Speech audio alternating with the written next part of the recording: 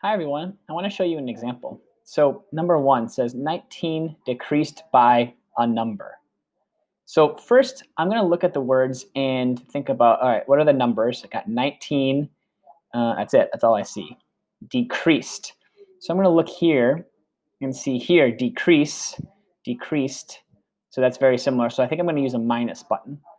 So, and then here, a number, if you don't know what that means, translate it, but it's 19 decreased by, so I'm going to decrease the number 19 by some number. So I'm going to write 19 minus a number. So for the number, I'm going to call that n. I'm going to use the letter n. 19 minus n.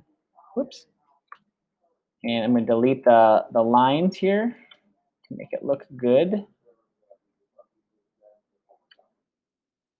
And there's my expression. So let's look at number 12. Okay, that one gets a little bit tricky. So some of these are going to be difficult. This is definitely a challenge.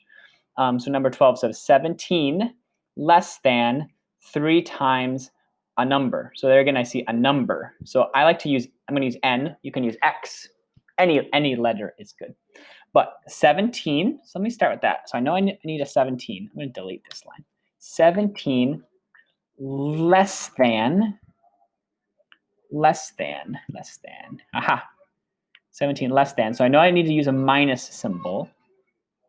So 17 less than, so I want to use, maybe I'll do this. I have a better idea. So 17 is this. Less than, I know is this symbol. And then 3, that's a number. 3 times, what is times? Times is here, multiply. So times, I'm going to use this symbol. This also means times, multiply, because the x might be confusing. A number, n.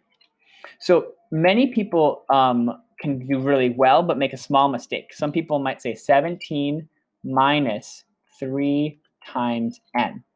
And this is really smart because it shows me that you understand the words, but it actually is not correct because 17 less than 3 times a number. So you actually want the final thing to be smaller than 3n.